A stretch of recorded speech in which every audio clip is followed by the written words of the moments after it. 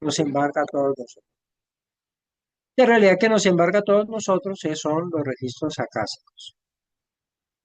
Y para eso vamos a empezar a explorar un poco desde el comienzo del universo, para poder ver realmente quién es nuestra alma y quiénes somos nosotros mismos. Obviamente, digamos, dentro de si nos vamos un poco hacia los Vedas, ¿no es cierto? La concepción que tienen los Vedas de la iniciación del universo, nos hablan del Mahapralaya. En el Mahapralaya se habla de la gran noche. Mahapralaya y la gran noche son sinónimos, donde nosotros nos estamos refiriendo que el absoluto, lo incondicionado, lo eterno, lo infinito, es uno. Es decir, todo el espíritu se ha recogido en sí mismo, ¿cierto? No hay variación, no hay diferenciación, no hay diferencias entre unos y otros, no hay dualidad ni hay, sino solo unidad, ¿sí? Esa gran noche, ¿no es cierto?, es donde nosotros eh, no podemos adentrarnos.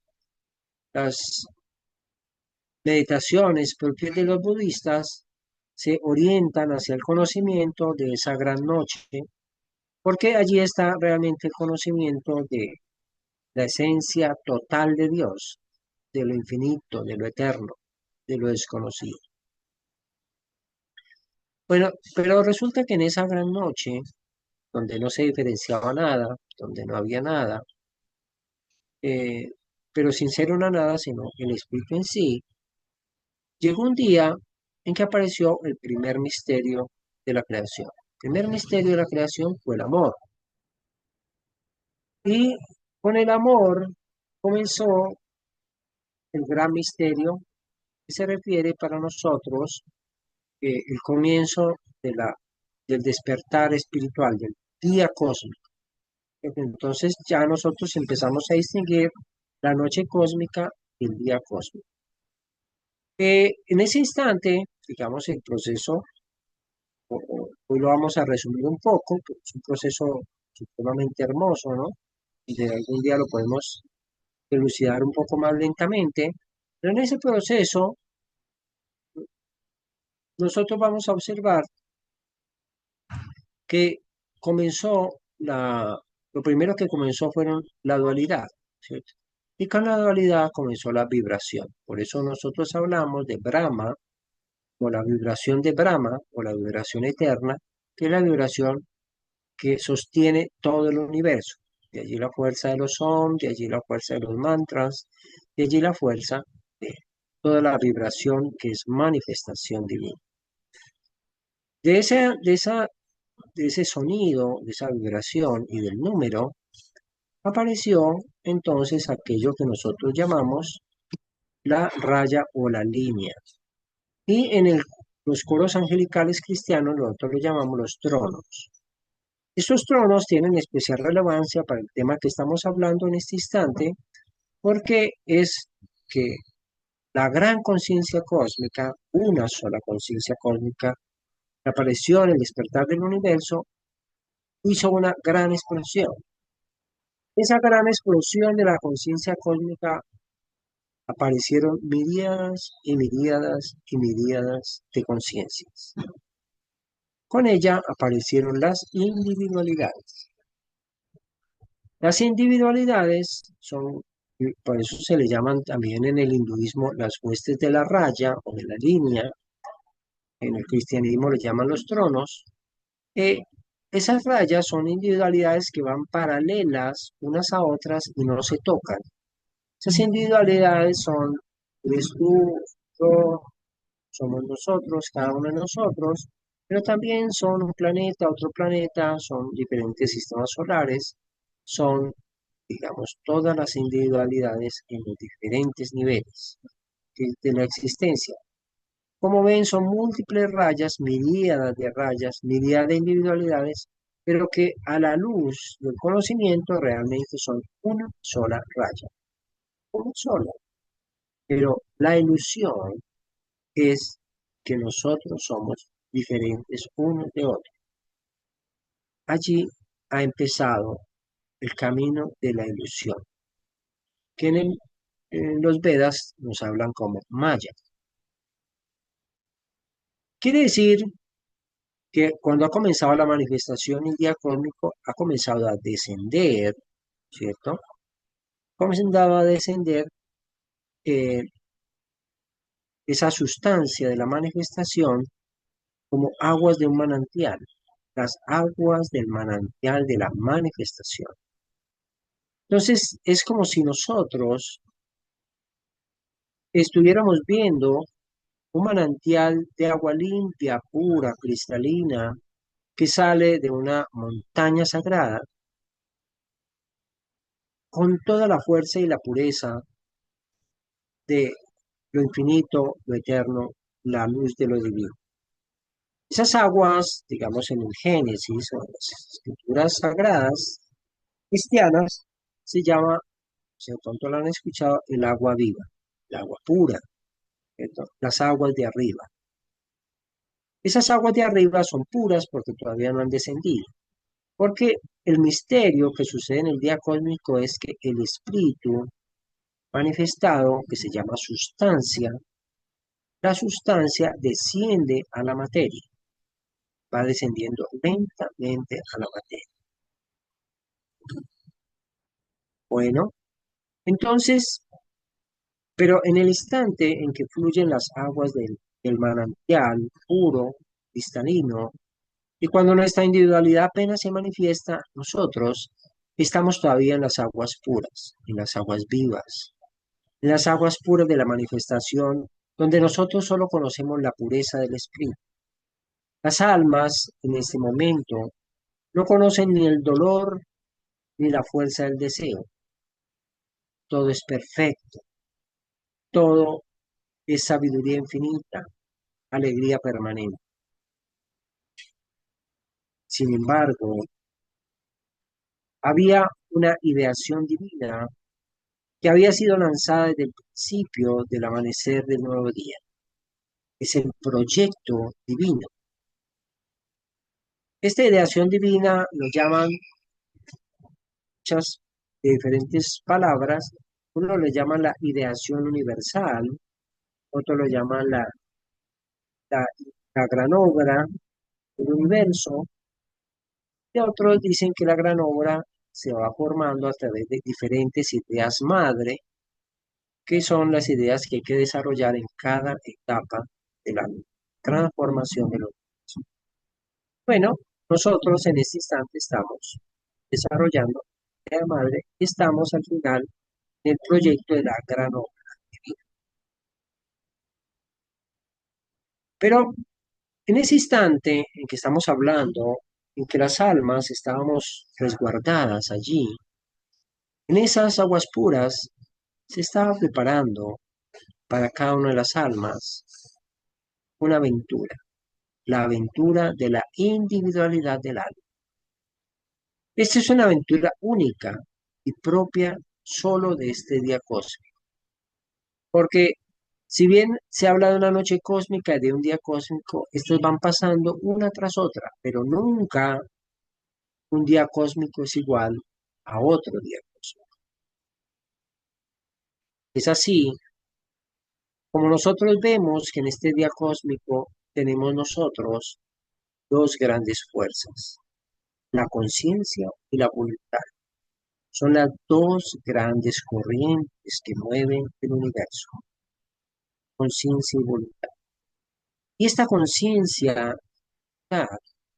nosotros vamos a conocerlas a través de aquella experiencia que se hizo en un día anterior a este día cósmico, en el cual los ángeles y las huestes celestiales formaron lo que se llama la hueste angelical, o el coro celestial, formado por 9 huestes o formado por 9 jerarquías angelicales, ¿no? Que nos muestran a nosotros en cada grado, cada momento, diferentes estados de la conciencia y la voluntad, que es nuestra tarea.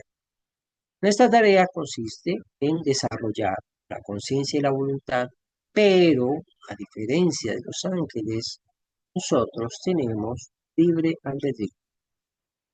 Y esa es la gran tarea y es al mismo tiempo la gran obstáculo o la gran escollo que tenemos que empezar a manejar. ¿Por qué nosotros tenemos libre albedrío? Porque al fin y al cabo, todos nosotros estamos metidos dentro de una ideación divina que se llama la predestinación de Dios. ¿Cuál es la predestinación de Dios? Que nosotros salimos de Dios o de lo divino y retornamos a lo divino. Nadie se puede escapar de retornar a lo divino. El día cósmico termina cuando el último átomo se funde en unión perfecta con lo divino. Cuando el último átomo se funde en unión perfecta con lo divino. Y esa es la predestinación, pero esa predestinación la podemos hacer de diversas maneras. Y allí está el libre albedrío de nosotros. Porque nosotros, las almas, que en un momento dado salimos del manantial del Eterno, empezamos a ir fluyendo en nuestra individualidad, empezamos a fluir así como fluye el universo. Y entonces el alma fue adquiriendo un yo, fue adquiriendo una personalidad. Y en la historia del universo, hablado en términos de las órdenes más secretas, que eran secretas antes, que ya no son tan secretas, pero que están más allá del ámbito del carácter científico del día de hoy, hablamos de los lemures.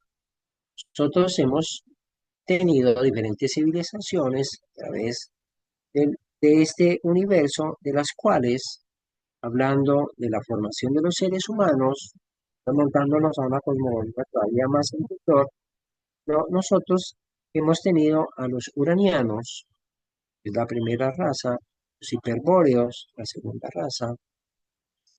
Nosotros tenemos los lemures, ¿cierto? Y en los lemures, nosotros, aunque después siguen los atlantes y los arios, que somos nosotros, en los lemures pasó algo especialmente importante para el tema que estamos hablando. Porque si bien nosotros las almas estábamos, digamos, fluyendo en la individualidad, pero todavía con la total sabiduría que nos ha rodeado, ¿cierto? Nosotros nos estaban preparando para hacer una experiencia muy especial. Y la experiencia especial a la cual estuvimos abocados era encarnar en un cuerpo humano, en un cuerpo material. Es decir, el espíritu desciende a la materia. No solo en forma de idea, ¿cierto?, sino en forma real. Nosotros nos vamos a sumergir en la materia. Obviamente, digamos, todo el proceso de la evolución, ¿cierto?, está regido, y esto es importante, a través de individualidades más grandes. ¿Eso qué significa? Que cuando nosotros, el universo entero, comenzó la existencia, y nosotros estamos hablando de lemures y demás, quiere decir que estamos hablando de algo muy específico, solamente específico a nosotros. ¿Quiénes somos nosotros? El sistema solar, la humanidad solar. La humanidad solar, hablando en términos reales, prácticos, está desde Plutón, ¿no es cierto? Plutón, Urano, Neptuno, Saturno, Júpiter, Marte, la Tierra, la Luna, Venus, Mercurio y el Sol. Son todos esos planetas que conforman el sistema solar, forman la humanidad que estamos viviendo. Esa humanidad es diferente a otras humanidades. Cada humanidad tiene su sol, cada humanidad tiene sus planetas, cada humanidad tiene un proyecto y una evolución propia de ese proyecto. ¿Qué quiere decir? Que nosotros, comienzo del universo, también tuvo sus individualidades mayores. Esas individualidades mayores son las humanidades. Ya eso, esas humanidades que comenzaron en un principio como mente y que luego se transformó en energía y luego se transformó en materia, cada una de esas son esferas. Ya a eso se le llama la danza de las esferas.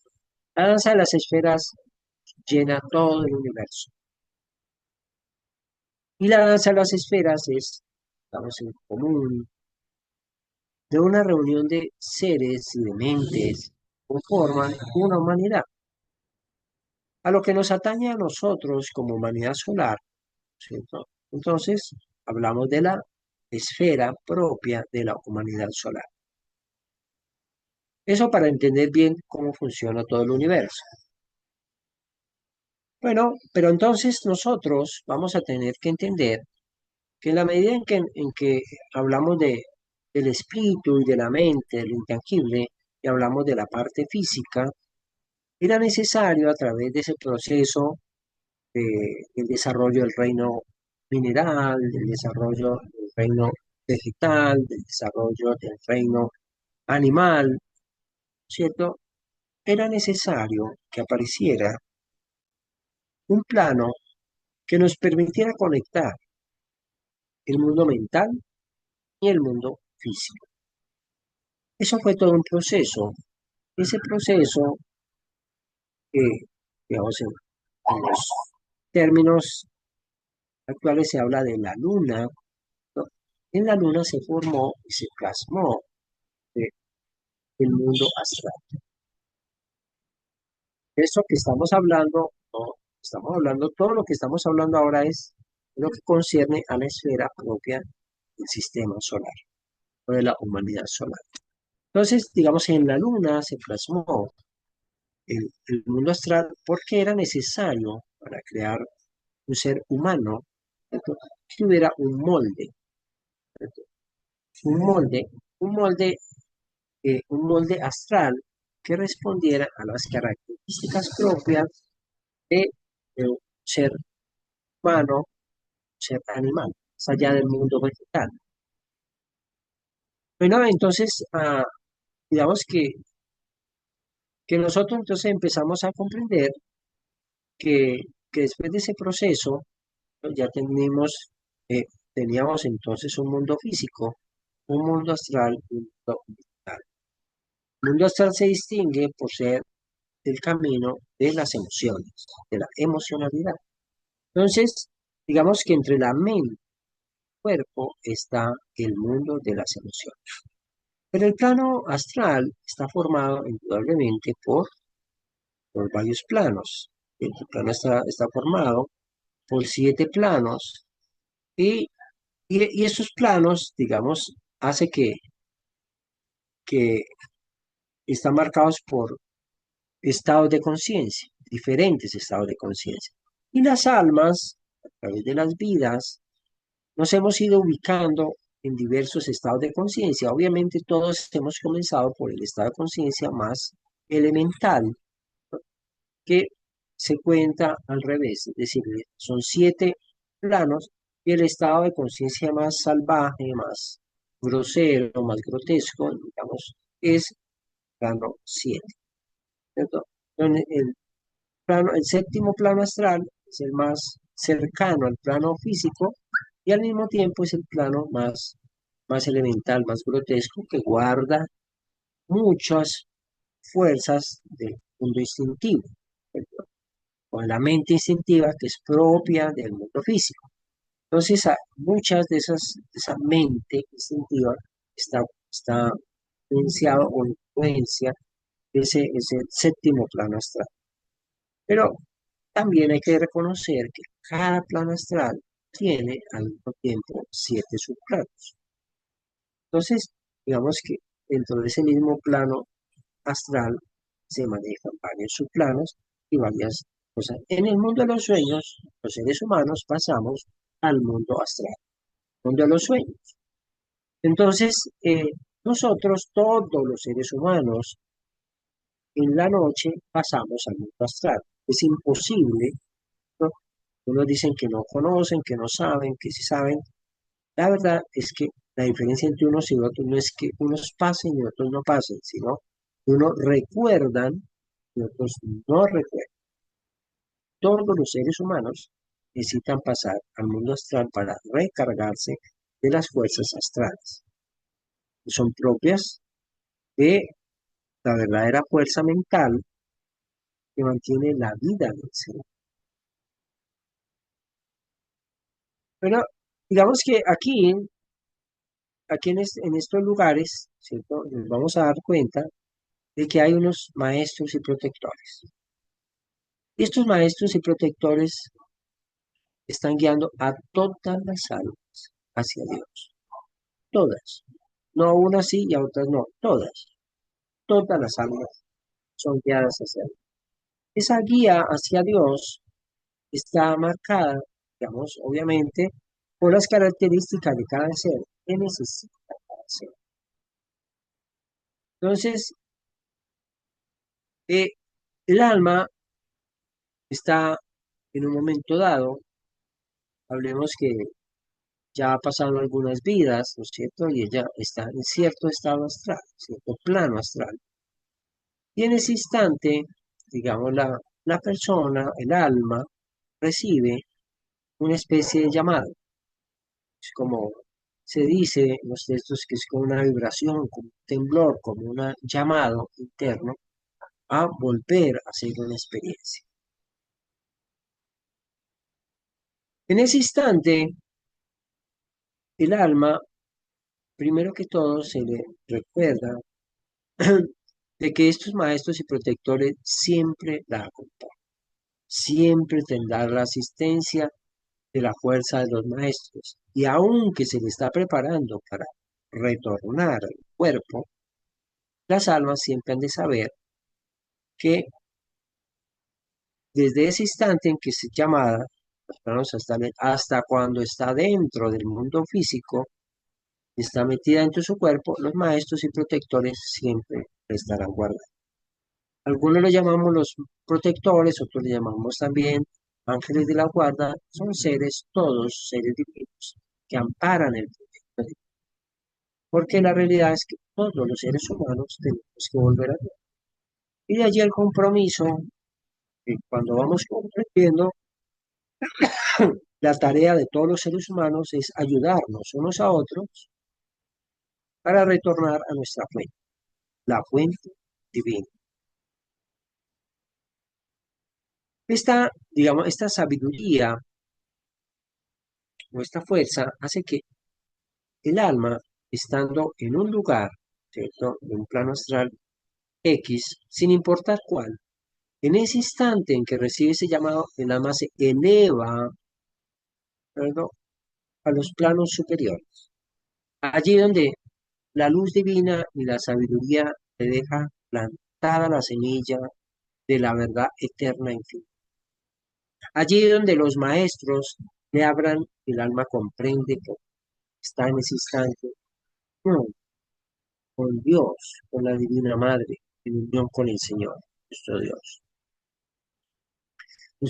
en unión con la conciencia cósmica total. Bueno, eso hace, digamos que allí en ese lugar, los maestros empiezan a mostrar cómo hay varias experiencias, varias lecciones que le van a traer oportunidades de crecimiento. Cada vida trae diferentes lecciones y oportunidades de crecimiento. Cada vida traerá al alma una nueva oportunidad de crecer, de acercarse un poco más a Dios. Por eso a veces nosotros nos quejamos de las experiencias que tenemos, de los sufrimientos que tenemos, de los defectos que tenemos, de las fallas, de los obstáculos, de los pecados, de las vergüenzas que nos aquejan, para nosotros debemos comprender que esos son los instrumentos que la vida nos da para nosotros aprender las lecciones. Esos son los elementos que la vida nos da para nosotros poder avanzar paso a paso, ir escalando la sagrada montaña, allí donde está la tierra prometida, allí donde nos hablan que está el templo de oro, el templo de Dios. Entonces los maestros le muestran diferentes posibilidades, diferentes vidas, diferentes acciones que pueden emprender. Esos maestros no lo fuerzan a nada. Los maestros no imponen nada. Los maestros siempre tienen amabilidad, paciencia, amor divino y no juzgan al alma, sino que le muestran las posibilidades que tiene para prepararlo para la siguiente vida terrenal. Allí, digamos, se muestra cómo la vida sobre la tierra van a tener dolores, van a tener sombras, van a tener eh, risas, van a tener tristezas, van a llorar, van a tener pensamientos y sentimientos y diferentes experiencias van a influir sobre los demás. Pero también se le recuerda al alma, y eso queda grabado allá en el interior, que después se le trata de olvidar, que los maestros que ahora está en reunión con ellos nunca la van a dejar sola. Nunca las almas están solas. Siempre y todo lo que pasa está resguardado bajo el amparo, la protección y la guía de los ángeles y los maestros.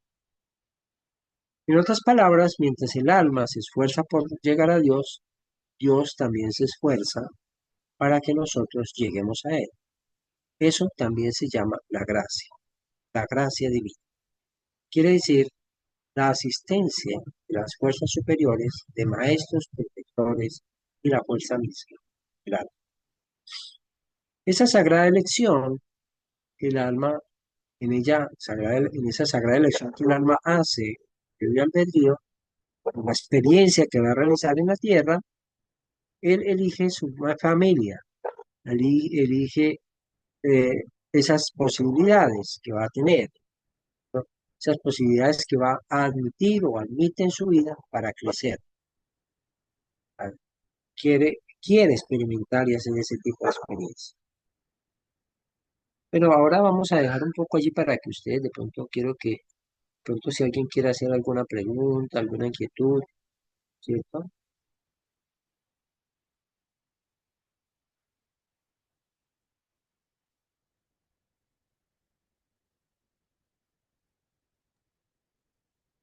Pero no sean, pueden escribirlo también en el chat si quieren, ¿cierto? La pregunta, o pueden levantar la mano y hablar. Cualquier Yo cosa quiero que preguntar, sí, Carmen. don Germán, entonces nosotros siempre tenemos la compañía de los maestros y protectores universales que también se llaman ángeles de la guarda, ángeles de la protección, ángeles de la guía. Estos son lo mismo.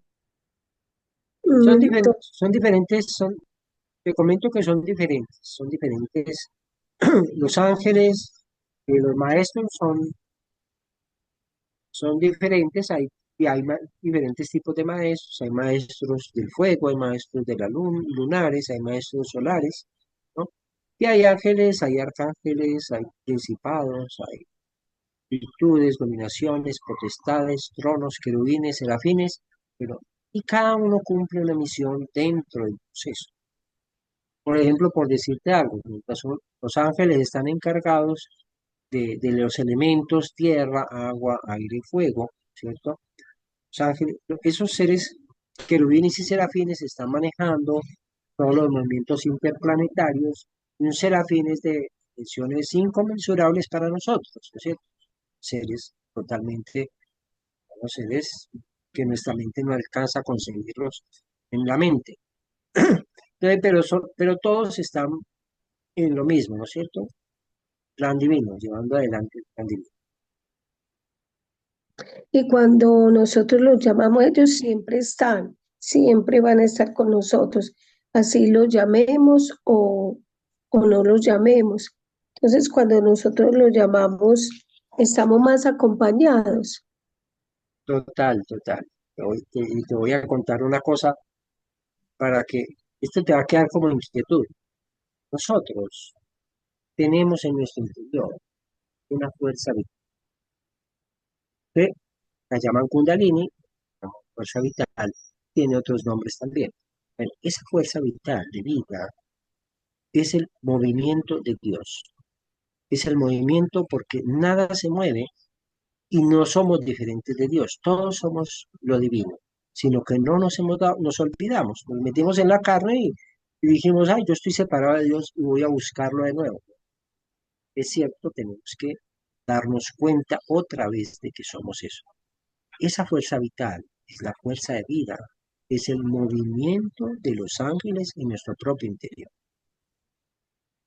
Entonces démonos cuenta que es que no es que nosotros, yo crea o no crea en un ser, sino que vive en nosotros mismos esas fuerzas, ¿cierto? Es la conciencia misma que se mueve dentro de nosotros. Es que si a nosotros en un momento dado alguien dice, no, a mí quíteme a Dios, desaparece, porque es que Dios es vida, ¿no es cierto? La vida se sostiene porque ella es la que da la vida, ella es la que está detrás de todos los acontecimientos, ella es la que está detrás de nuestra propia vida, de cada uno de nosotros. Entonces yo digo, los ángeles viven en mí, viven en ti, viven en cada uno de nosotros. Muchas gracias.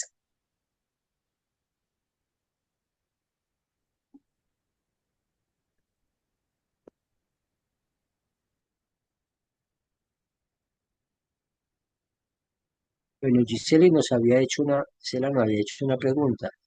Dice, nuestras almas, ya está seleccionado entonces desde antes los hechos que harán que nuestras almas se desarrollen por medio de lo que nosotros eh, llamamos problemas, situaciones difíciles, tristezas. ¿De qué manera podemos asumir esto para que nuestra mente acepte mejor y más tranquilo estos eventos? Digamos, ese es muy importante. Nosotros tenemos, de nosotros tenemos un proyecto de vida que nosotros hemos elegido, pero cómo lo realicemos depende de nuestro libre albedrío. Nosotros nos van a dar oportunidades de crecer, nos van a dar como las posibilidades de crecimiento. Algunos, digamos, en un estudio más profundo, lo llaman, digamos, el mismo, llaman la ciencia del conocimiento, que a veces en sitios llamaban de la astrología, ¿no es cierto? Determinaba qué posibilidades tiene cada alma dentro para moverse dentro de las situaciones que va a manejar. Pero las posibilidades o las situaciones aparecen para que nosotros aprendamos, pero que aprendamos o no depende de nuestro libre albedrío. Entonces, no es que esté predestinada todas las cosas que van a pasar, sino que nos van a dar las oportunidades para que nosotros aprendamos lo que tenemos que aprender. Y eso nos lo dan a través de situaciones. Pero cómo afrontemos esas situaciones sí depende de nuestro libre albedrío. No sé si sea tan fácil entender qué es libre albedrío, qué es predestinación, pero es importante ir entendiéndolo poco a poco. Libre albedrío marca realmente lo justo en que nosotros hacemos de la vida un aprendizaje. Usamos la vida para crecer y no nos dejamos que la vida nos lleve a través del sufrimiento. Que la vida trata de enseñarnos algo. Y nosotros aprendemos más cuando nosotros seguimos a través de nuestro libre albedrío ese conocimiento, y si no, la vida nos enseña a través del dolor, sufrimiento, castigo. Entonces hacemos una experiencia, no la entendemos y la volvemos a recibir, y vuelve y nos pasa lo mismo, y volvemos a hacerlo y vuelve y nos pasa lo mismo, hasta que por fin, después de 20, 30, 40 veces, entonces yo, "Ay, bueno, ya aprendí, pero hubiera podido aprender más fácil si es consciente". Ese es como la papel del libre albedrío. Pero la vida siempre nos va a tratar de dar la lección. ¿Sí?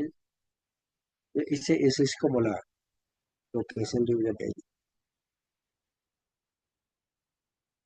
Bueno, ya se nos va acabando el tiempo lentamente. Entonces vamos a